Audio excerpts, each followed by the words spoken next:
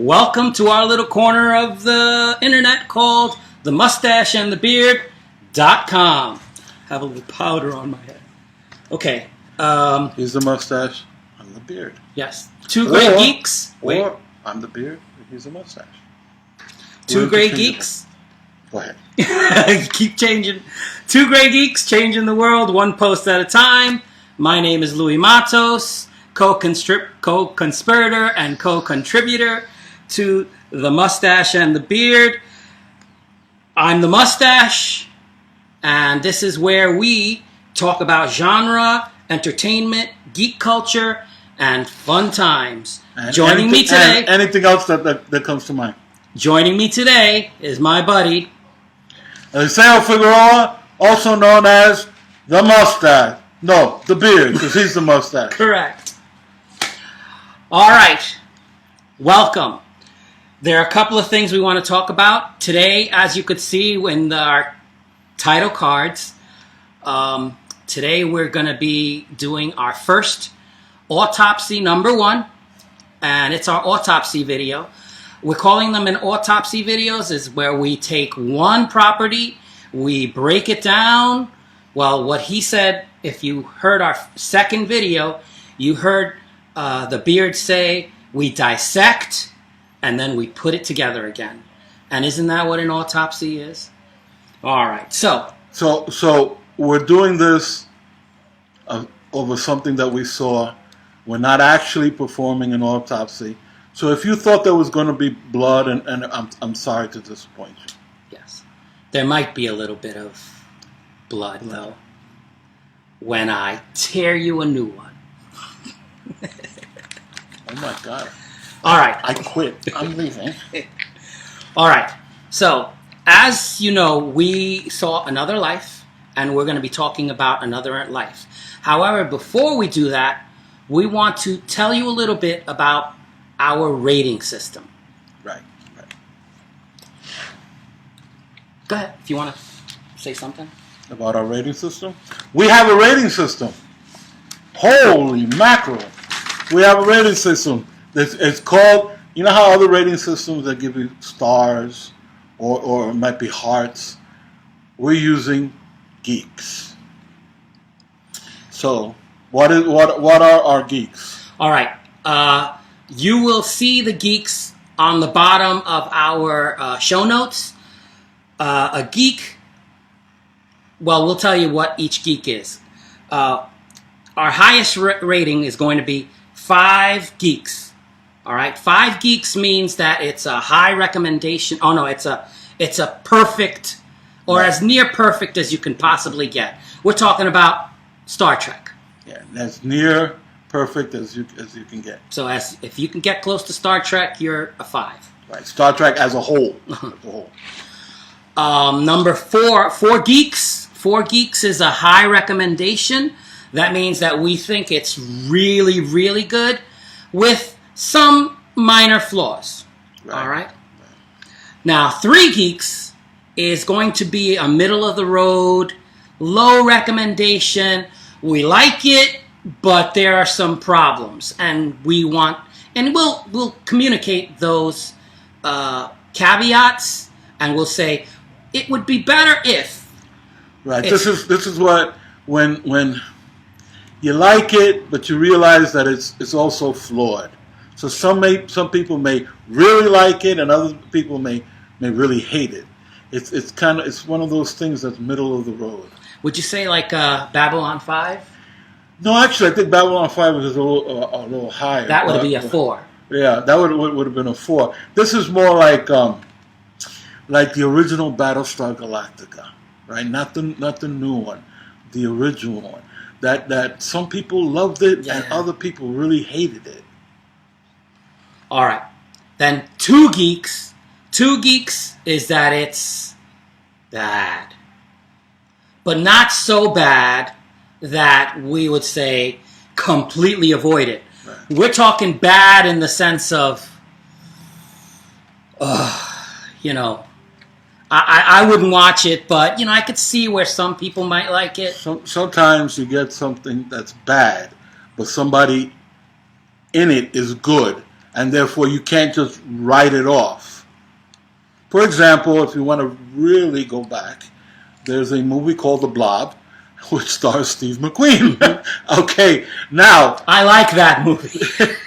but I mean it's still a cheesy 50s monster movie, but it's got Steve McQueen in it, and it wasn't badly written. It was pretty good. It wasn't badly written. So you on the one hand, you lean, cheese. You lean towards bad, but then on the other hand, it's got Steve McQueen, and it's well written.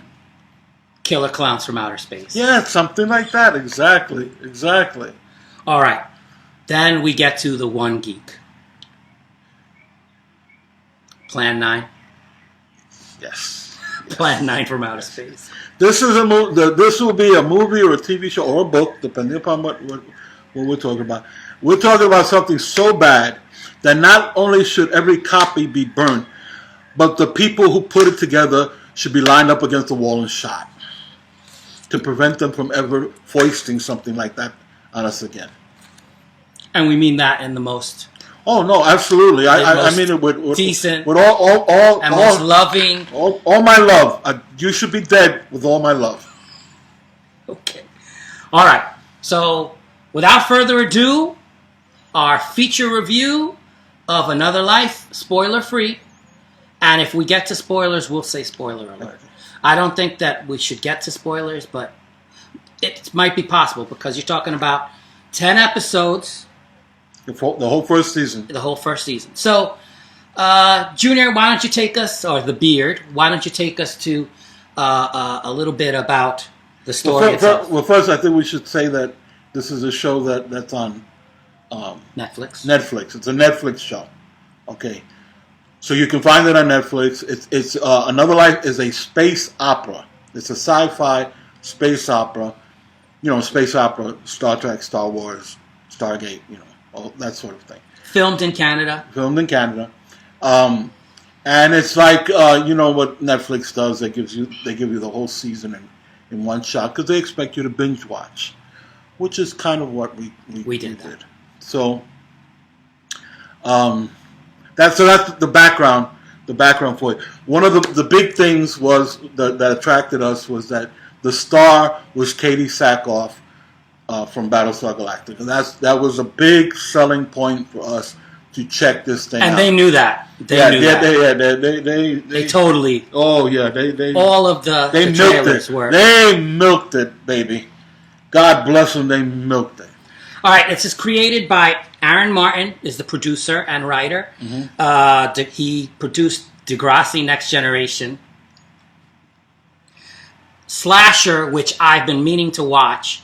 I think it's an MTV show as well as Killjoys, which Junior was saying. The Beard was saying that it was a good show. Right, we are definitely going to wind up. I don't know when because we got a list of stuff to check out, but we are definitely going to watch Killjoys and come back with an autopsy on Killjoys. I saw the first maybe 7 episodes, and I enjoyed it. I thought it was not perfect. I'm not giving it 5 geeks, but well worth the time of watching. And it seemed like if the show's getting better. So definitely we're going to check that out. And I'm surprised and delighted that the person that did Killjoys did Another Life. All right, so now. Okay, this is a brief synopsis of what the show is about. Okay, first, flying objects land on Earth and crystalline towers grow out from them. Eric Wallace is played by actor Justin Chatwick. He's a scientist who is given the job of how to communicate with these aliens. His wife, Captain Nico Breckenridge, who is Katie Sackhoff, yay, Katie Sackhoff, of Battlestar Galactica fame, is given command of Earth's most sophisticated spaceship called the Salvade. She and her crew are then charged with finding the origins of the Crystal Tower and make first contact with the aliens. So the action flips back and forth from Earth and her husband trying to communicate with the aliens, and Captain Nico Breckenridge, who is out in space trying to find the aliens that sent the crystal towers. Now, and in the process, questions are asked, and the most important question being in this show is: are the aliens friends, foes, or something else? That's what the show is about. Okay, so like the Beard said, the home front, and there's the ship's crew. Ship's crew is in space. They're going to the home planet of this what they call an artifact. Right. All right. And so this it's a crystal artifact, tower. It's a crystal tower that's growing. Well, it looks like the infinity symbol is what it looks like. So this replica is at home. The husband is trying to decipher what it's saying because it has like a rhythm that it's. If you ever seen Close Encounters of the Third Kind, very similar to that. What the scientists go through trying to communicate with these aliens. It's very similar. Okay, so now we're going to talk about the characters. Going to talk about the ones in the home front first, and then we'll talk about the crew. Because the reality is that the heart of this show is supposed to be on the crew, but it's divided. And that's where I think we have our problem. Yeah. All right, so here we go. Selma Blair is playing Harper Glass is the name of the character. And she's a media personality, kind of like the Oprah. You know, she inspires the fandom of... So it's very difficult for her to disappear. We want her to disappear. She is so popular. She's more popular than God. Okay? But she's a grating person. How many followers is it? 250 million followers. Okay, so that what she says goes. If she tells her followers, boycott this. Boycott this. That's it. It is dead. So yeah, akin to Oprah. Oprah has a lot of power. She could just. She has more power than world leaders. Okay. All right. So, what do we want to say about Selma Blair's character, Harper Glass, other than she's really popular? Well, if you want to tell them something about her character, I think I could sum it up in one word. She's a bitch. Well, I thought we were going to try and keep this PG. Oh, okay. I'm sorry. I wasn't supposed to say bitch. So forget that I said bitch. She's a female dog. Okay. She's a witch with a bee in front of her. All right. So yeah, so she's not a pleasant person, and you cannot ask her to cooperate in trying to keep things under wraps. She's not. It's just me, not going to happen. Me, and then me. Yeah. All right. So yeah, not a good character. You kind of wish all of the bad things in the world to happen to her, and things that are not on this world. Justin Chatwin, you already mentioned. Yeah, he's a scientist that they get to try to figure out how to communicate with the aliens, which they assume is in the tower. They assume that the aliens are in the tower and that they want to communicate. So he's trying to. He's brilliant. He's brilliant. Absolutely, like the smartest. And he's trying to figure out some way of communicating with the tower. Yeah, before the relic arrives, he is somebody who's a professor, and he's already working for U.S. Interstellar Command. So he was already trying to communicate with the out there. Yeah, that would be like the future equivalent to SETI, our SETI program now. Whatever it becomes in the future, that's what he was working for. All right, so he's the husband of Nico and father to Jaina. And Jaina is played by Lena Rinna. And really, A little girl. Yeah, Cute. a little girl, adorable. Oh, cute as a button. Absolutely. And, she wrenches at your heartstrings. If you're a parent, you're it. torn Forget between it. the fact that Forget it. her mother is now in space, far away from her, months away from space. And we'll talk a little bit about how that dynamic works. But months away, that they know that she's going to be at least 6 months away from her daughter. Which, at that age, 8 or 9 years old, you're thinking, I don't want to be away from my kid. And not only away, but away in doing something that is potentially dangerous. Because despite the technology, despite the advances, despite the fact that the ship is the most sophisticated spaceship Earth has ever had, traveling in space is still dangerous. And slow.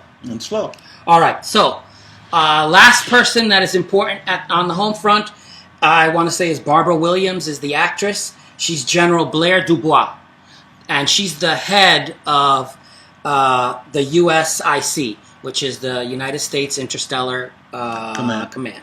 All right, and so she's the government conspiracy person, who is at odds, of course, with the Selma Blair character, right?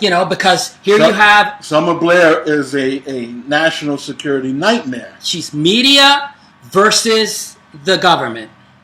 You're going to have a clash, all right? Because some things we don't need to know, and yet, Harper Glass, and especially with her, which it wouldn't be so bad if she would tell the truth. But any information she gets, she will twist it to give herself more power, more ratings. All right. And yet, she manages, because of her power, to ingratiate herself in this trying to communicate with these aliens. The dynamic of trying to get to that. All right. Now let's go to the part that I enjoy the most. It's the ship's crew. Me too. I agree with you. So, of course, we have Katie Sackhoff. Her name is Nico Breckenridge. She's the ship's captain. However, she's been experienced at making the hard decisions. And she wasn't originally the ship's captain. No. She is older. Not by that much, but by enough. She's older than the rest of the crew. Yeah, the crew is all a bunch of 20-somethings. She's not a 20-something. She's not a 20-something. But she's experienced enough that in her last mission, some of the crew died because of a decision that she made. But the other half of the crew survived. It was a right decision. So, yes. So, of course, here we go. Now we have to have this dangerous mission. We thought we had the right commander, but you know what? I'd rather have an experienced guy. So the captain that was there before gets demoted. Demoted, which is the first problem. Instead of kicking the old captain off, the one that the crew loves, the one that the crew has trained with, they keep the captain on the crew. And they make him the first officer. Big mistake. And bring Nico in as the captain.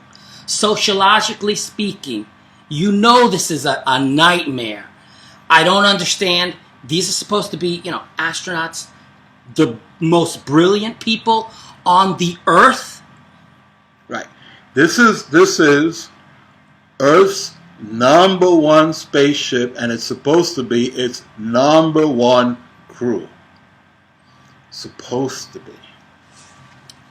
So, there we start with the drama that begins and I think they did, and of course they did this on purpose, but I think it's a big mistake because anybody smart enough to be, it was a little bit obvious that shouldn't have been done. Okay, so I'm gonna go straight to the person that starts this drama.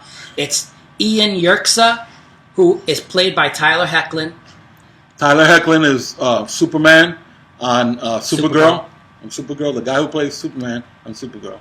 He's the captain who got demoted down to first officer. So anybody who's the best at their field and gets demoted, they have an ego. And there's no way that that's going to work out good. Absolutely. If you're a captain, look at Kirk, look at Picard, look at every sci-fi captain you've ever seen. They have an ego. They have to. In order to take command, they have to have an ego. All right, so yes, we start off. This is the drama that starts this all off, and I just can't, logically speaking, say that this would actually happen. No, I don't think this would actually happen. I think smart people do smart things.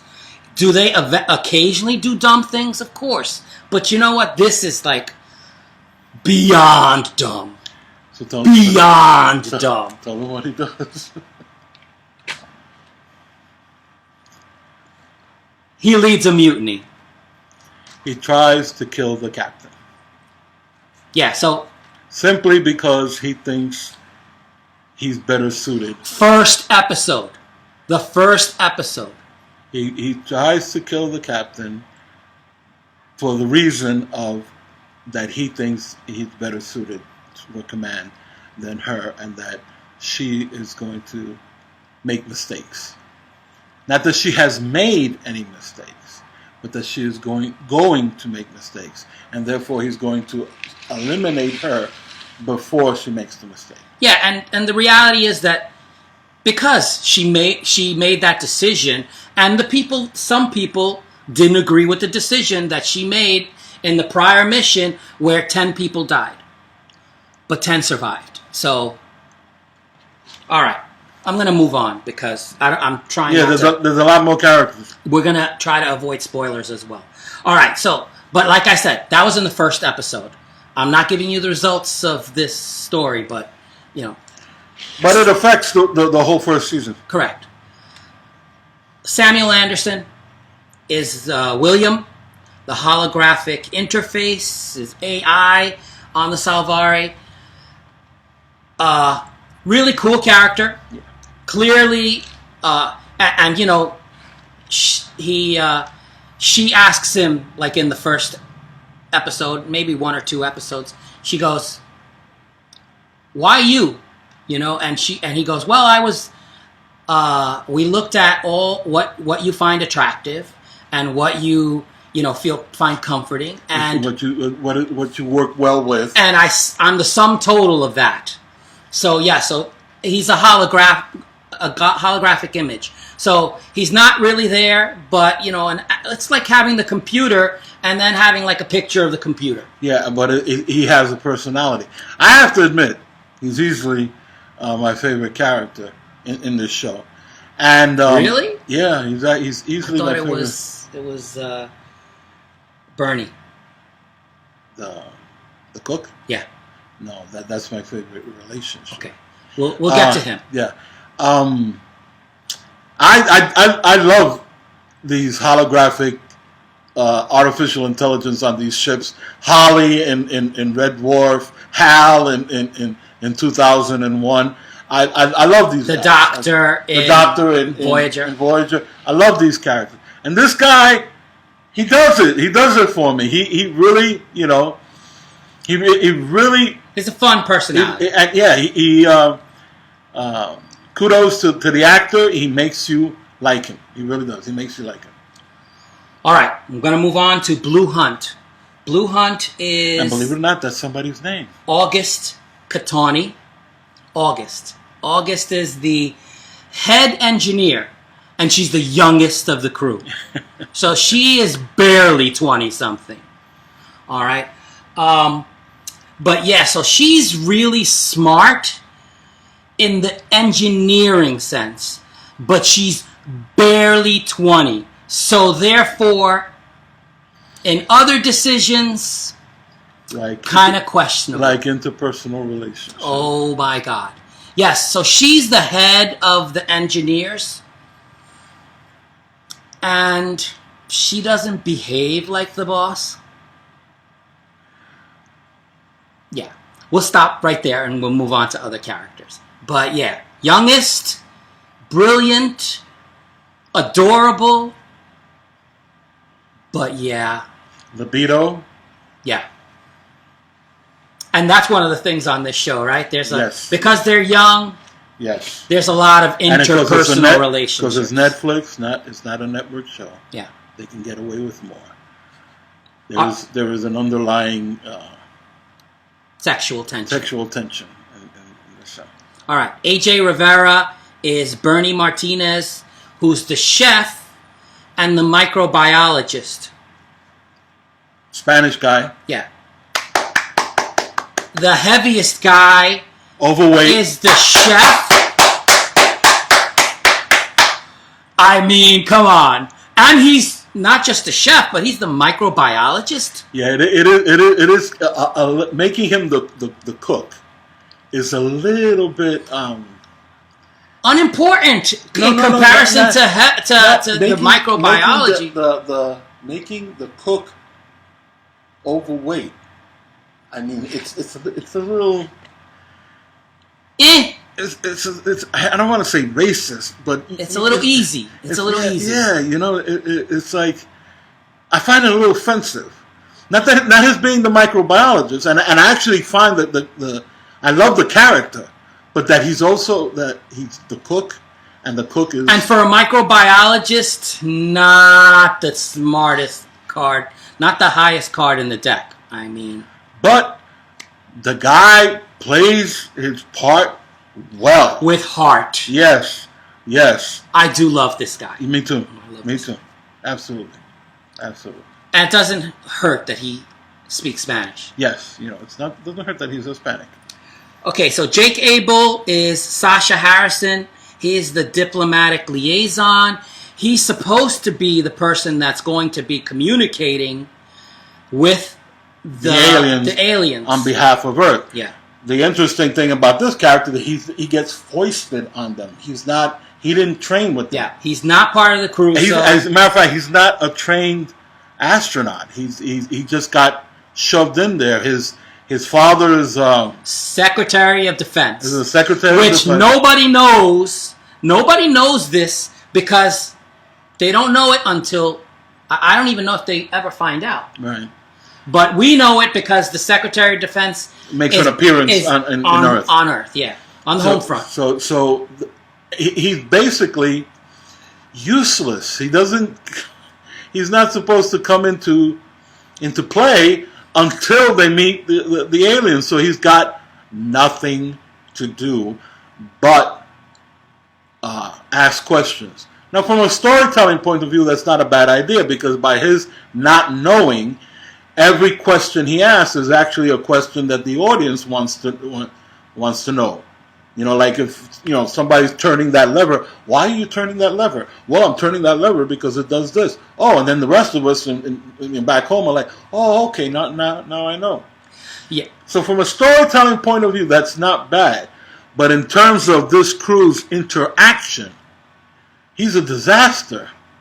Yeah, and I forgot, we didn't communicate this before, but the reason why the astronauts are awake is because there was a crisis that caused some of them to awake. Yes, the vast majority of the crew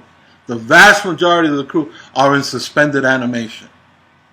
And only some of them were awoken. And they were being watched over by William, who was the AI, the artificial intelligence. He was watching over them. They weren't supposed to get woken up until they reached their destination. Now, an emergency happens. Naturally, the captain gets woken up. Then various crew members that will be necessary to deal with the emergency, for example, the ship's engineer, gets woken up. So you get half a dozen. But I think Sasha was a mistake. That might have been an accident because What do you need the one person on the ship that can do nothing unless communicate? So he had to be an accident. Yeah, or the nature of the disaster. Perhaps his father being a Secretary of State automatically, when they got woken up, he had to get woken up. All right, so I'm going to talk about two characters kind of like together. Alex Ozerov is Oliver Sokolov, a Russian engineer that works beneath August. Right? So she works... He's a junior guy. Junior guy. He's a junior. And he has a little experience. Yeah. I mean, he's good at his job, but he has a little practical experience. Right. Then you have Alexander Elling, who's Javier Almanzar, and he's the computer engineer. He's a former hacker, which I'm not sure if... I think he might have communicated that in one of the episodes. Mm-hmm. But he also works under August. So both of them work essentially for her department. Right. All right. The young girl. Okay. So the libido. Yes. And these two young guys also have libidos. And they're very attractive. Yes. And there's a triangle that forms. Yeah. A real triangle. Really real. A real triangle. All right, moving on. J.R. Tanako. He is Zane Petrosian medic. So he's the medic. Now, the reason why I'm having a little difficulty with the pronouns is because the character transgender is transgendered. We know the character is transgendered. The character is played by an actor who is transgendered. However, we don't know what his pronouns are. Right, we don't know in what way. Transgender is a wide umbrella, right? So they don't bother to explain, which is okay. It's okay because if you have an African American crew member, the guy doesn't, or the girl doesn't say, "Hi, I'm African American. This is what that means." Yeah, I'm from a tribe in Zimbabwe. Yeah, you don't do that. Yeah. You don't do that. So we know she's transgendered. We're learning a little bit about her as the show progresses. Again, I'm using her. But you could just as easily use him. Yes, and IMDb has him as a he. Right. All right, even though it does communicate, that does roles that are transgender. Right. So but we love Jay Tanaka. Oh my God. And he, whatever, develops a relationship with, surprisingly, the cook, Bernie and Zane have a relationship, and she's beautiful. Yeah, absolutely. And the interesting thing is that we're allowed to see it step by step, the develop between. It isn't something rushed into, and it isn't solely sexual, and it's not contrived. When we see, for example, in one episode, Bernie gets hurt, and she has to. As a medic, of course. Medic, she takes care of him, and that causes their relationship to move forward. It's little things like that, so that by the time they got together, we're sitting on the sofa. Yay! Finally, yay! Go get it! No. Easily the best relationship on the show. Okay. Easily. And that's despite the question marks over what Zane is. Mm-hmm. All right. So I'm going to move on. Yeah, go right ahead. Elizabeth Ludlow is Cass Isakovic, second in command and pilot. So you're going to tell them why she becomes the second in command? But she is the girlfriend. Spoiler. Yeah, but she is the girlfriend of Yerxa. All right. Yeah, that's pretty much all I want to say about that. Mm-hmm. But she was mentored by Nico. She was mentored by Nico. Is her mentor. It's probably the only person on Nico's side, other than William, in the entire crew. Now, it doesn't always stay that way, but that's how it starts out. But you can understand. Listen, they took your captain, the person that you've been training with, and they demoted him and put this other person in charge who lost half her crew. So your confidence is not going to be all that high. On top of that, she's older. The entire crew is convinced that because of their youth, their vitality, their energy, their strength, that's what makes them superior, and it's better than anything you call experience. Okay, so having talked about Cass, I'm going to go with Jessica Camacho, who was in The Flash. Loved her in The Flash. She plays a character named Michelle Vargas. Communications expert. No, not really. She's supposed to be the communications expert. That's what her title reads. Yes. Her communication skills blow. She is the biggest antagonist to Nico. Pain in the Bahunkus. She is from day one, she's the kibitzer, the complainer, the antagonizer, the one with the foulest mouth. Absolutely. She's gorgeous. No doubt about it. And she's good at her job. She knows her job. Mm-hmm. She knows her job. I think, though, she negates all of that by simply being poisonous. Oh my God! Right. Consequently, she makes you want to reach down her throat and rip out her tongue. And this, I think, is the biggest problem with the show. Okay, those are the characters. Those are all the characters, and that leads us right into talking about the good things and the bad things. I love the characters. Love the characters. Some of them I want to kill. Yes. But that's the point. Drama. That's drama. The antagonism. And when you're an adult, you have to work with some people that you dislike. That's called life. Yes.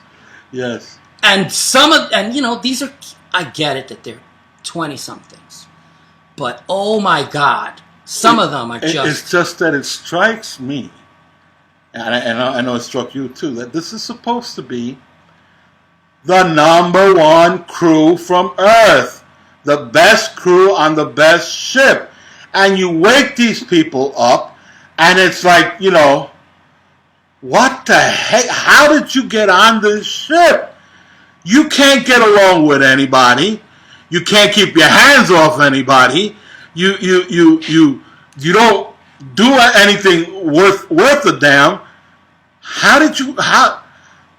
Who in their right mind thought that this was good? That this was a good crew? Yeah, so that's what makes me mad about the show, because I love the characters, but I gotta give them one spoiler. Okay. One spoiler. Whatever you want. Okay, one spoiler. Spoiler alert. Spoiler alert. They go onto an alien planet. Episode 2. Hostile environment. They're wearing spacesuits. They're on an alien planet, hostile environment, wearing spacesuits. Can you explain to me why two of them take off their helmets to test the air? August, I can tell you.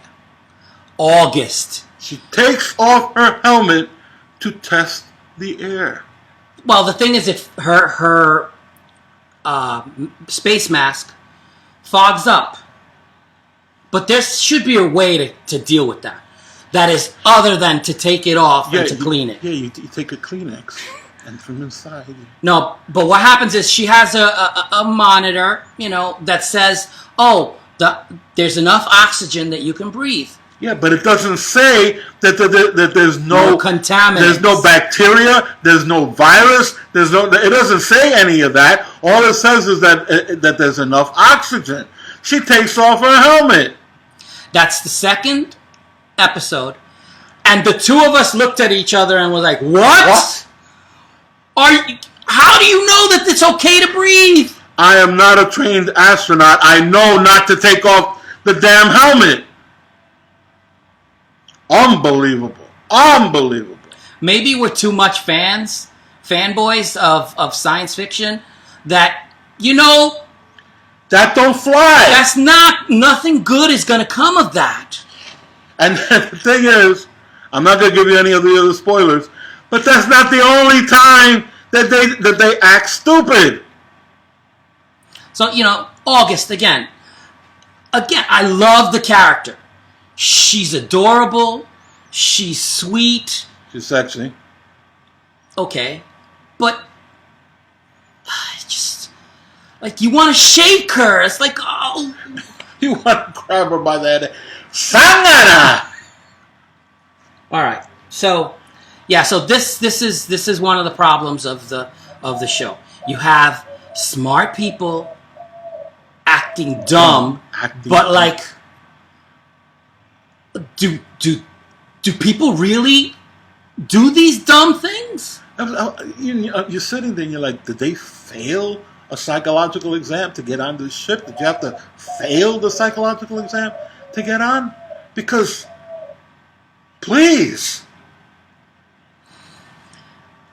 All right. Now, granted that it's great drama, okay? It's great drama. But it's drama that don't make sense. Mm-hmm. It's drama for the sake of drama. It's contrived. It's contrived drama. I have to think that the people that made, formed the crew, if it was perfect for Xerxes, what's his name? Mm-hmm. Yerxa. If it's perfect for Yerxa, then you can't change the captain. You have to. You live and die by the captain that trained with these people. You cannot. But the thing is that I don't think that works as an excuse, because even if Xerxes was leading that to that alien planet, they still would have taken their helmets off. There's something inherently wrong with their thinking that they thought it was okay. I mean, either they weren't thinking, or are you going to tell me that these are trained astronauts and they're so stupid that they think all you need is oxygen in order to breathe? That's all you need is oxygen in order to breathe. That they actually think that? They don't realize, one, that in our atmosphere oxygen is not the number one ingredient. It is the exact proportion of oxygen to other gases that allows us to breathe. Pure oxygen would burn our lungs. And two, you don't know, as an astronaut, you don't know that atmosphere could have bacteria. It could have deleterious viruses, consequences. It could have microscopic chemicals. You don't know that. I know that. And I'm a little fat guy that does blogs and podcasts. And you're supposed to be a trained astronaut. And I know that. All right. Let's talk a little bit about the home front stuff. Do you have anything to say about the home front stuff? Well, the home front stuff, I don't know if I'm going to give it... the home front stuff, without giving anything away, the home front, what's going on in the home front, raises more and more the question of, are the aliens friends, foe, or something else? Right? That even more than what's going on in the spaceship, what's happening on Earth as they try to figure out, and eventually they start to make progress and everything. That raises that question. The only problem that I have with with this whole thing is the switching back and forth. That in effect they're trying to give you two shows. One show that takes place, the characters take place on Earth, right? Another show that the characters take place on the spaceship, with the crew on the spaceship, in space. Now, there's other shows, movies that move from back and forth. That work. First one, to my mind, Highlander. Highlander, I thought, was a perfect example. That in this case, to the present. It was a past to the present, and they did it perfectly. When something would happen in the present that would segue into the past, and then something would happen in the past that would segue back into the present. Beautiful. They did a beautiful job. So it can be done, but it's not so seamless on this show. I think a lot of times I was into what was happening in space, and then they pulled me out to show me something that I had no interest that was going on Earth. And vice versa. I think there are times when what was happening on Earth was supremely interesting, and then they pulled me to what's going on in space. And instead of my enjoying the experience, it's leaving me frustrated. I mean, that's my take on it.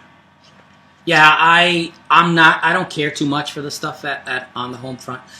Yeah, I understand the drama and what they're trying to do, but it's a dichotomy that they're trying to create.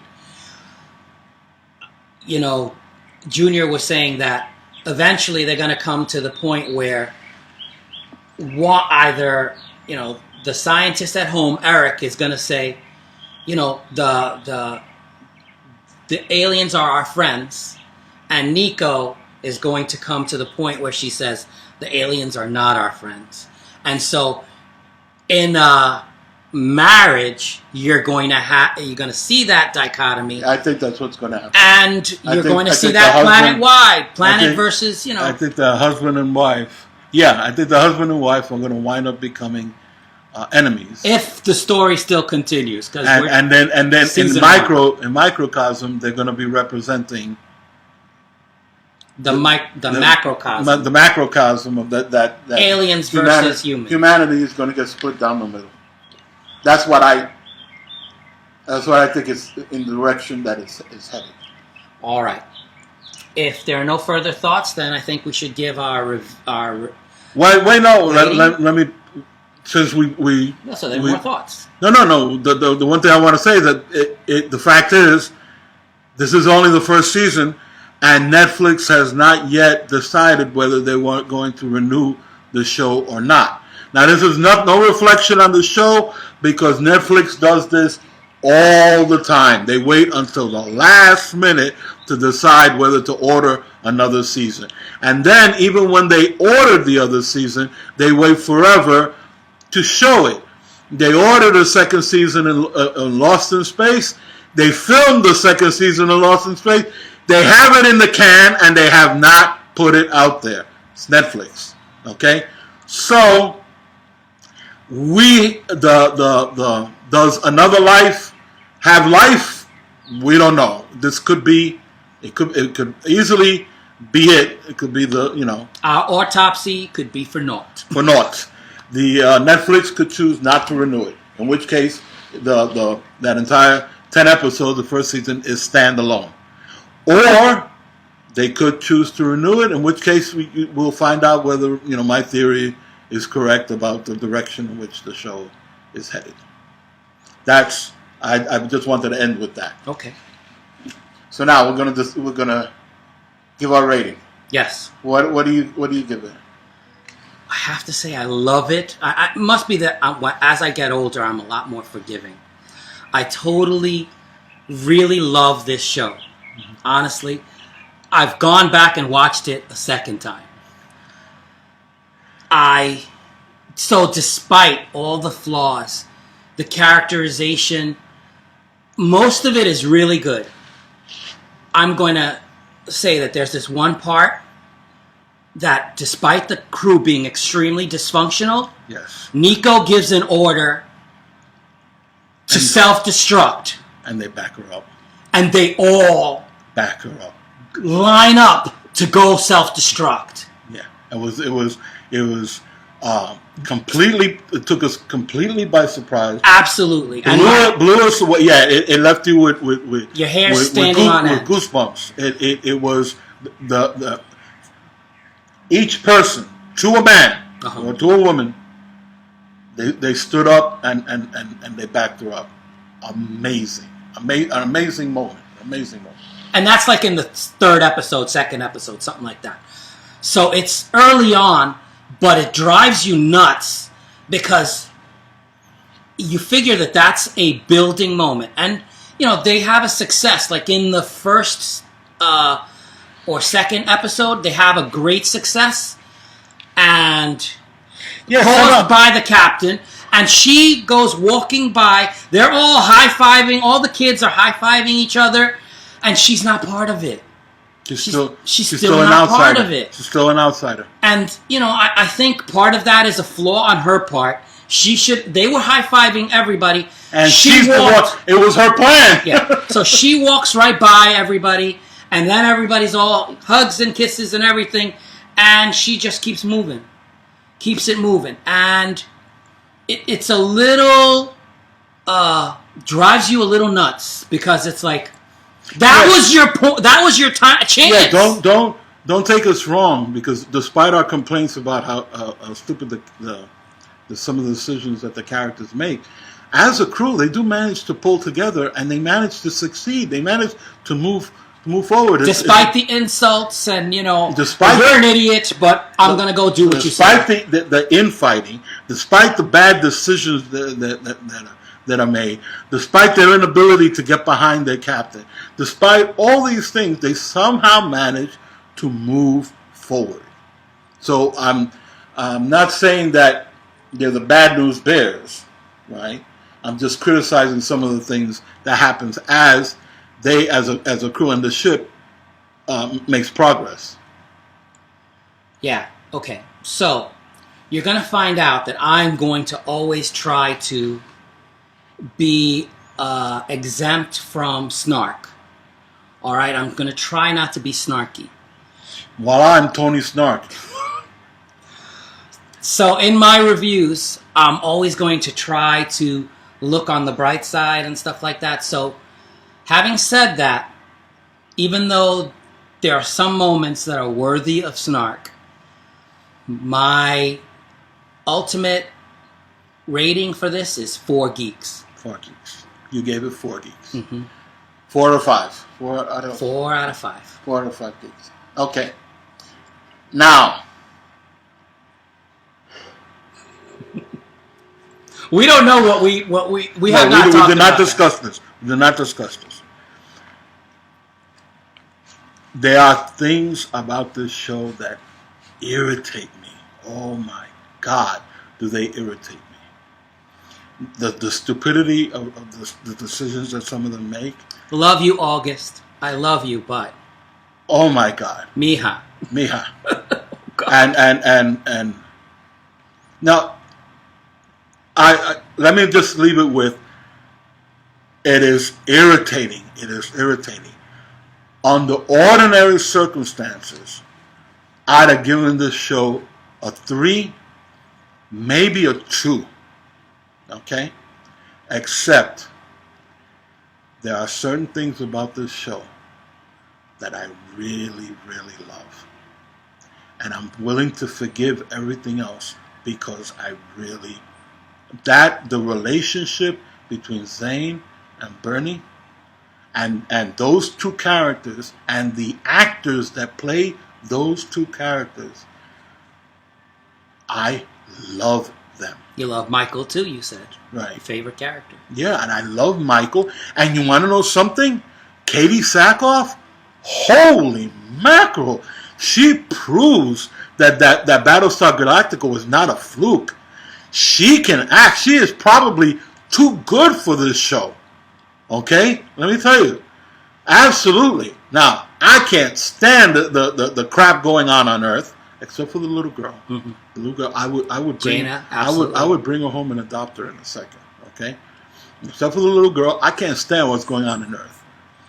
in what's happening in space. Holy, I feel like just lining them up and just slapping each one on the back of the head. Go down the line, slapping on the back of the head. But I love Zane and Bernie. I love William. I love Nico. Cass has vergüenza. Cass started out as a question mark, right? Turned into like, yeah, baby, yes. So maybe I'm getting old. Maybe I'm more forgiving. Not maybe. But I'm going to go with you. I'm going to give it a 4. I'm going to give it 4 geeks. I'm going to give it 4. Simply because I think what works on this show works so well, it makes up for the glaringly bad things. And hopefully, if it gets a second season, they may fix it. I know that, get off the subject for a second, Star Trek Discovery, the first season, a lot of the complaints that fans had were addressed and taken care of in the second season. So it could happen. It could happen. A lot of the things that are bothering me about Another Life, if it goes on to the second season, it may get fixed. And I hope it does. There are some inconsistencies, but we see heart, and it really... And it looks... Except for the CGI. Some of the CGI... Yeah, but that ship looks good. The people look good. Yeah. Some of the CGI just drives me nuts, but won't say too much about it other than I think they need more money. And they need a bigger budget for this show. It is a Canadian show. So, there you have it, our autopsy. We think we tore it apart, but we also put it together. Yes. And I think we put it back together. And we came out in agreement. Both of us gave Another Life 4 geeks. Therefore, we are recommending that you watch it. Highly. We're highly recommending that you watch it. Another Life, starring Katie Sackhoff. You can catch it on Netflix, and by all means, binge watch it. Go ahead. We did it. Loved it. All right, so with that having been said, we've given you our autopsy of Another Life. For the most part, we liked it. There are some inconsistencies, we admit. But because of the heart, because of the characters, because of the actors, super show. We hope it gets renewed. We think they actually might have something special. Mm-hmm. I agree. I think they really need to either focus... Well, no, don't focus on Earth. Forget about Earth. Maybe occasionally have a video, a hollow video of Mom talking to Jaina. Other than that, we're good with Homefront. Let that go. So, for the Mustache and the Beard.com, I'm Louis Matos, the Mustache, saying thank you for listening to us. Speak to you soon. Peace.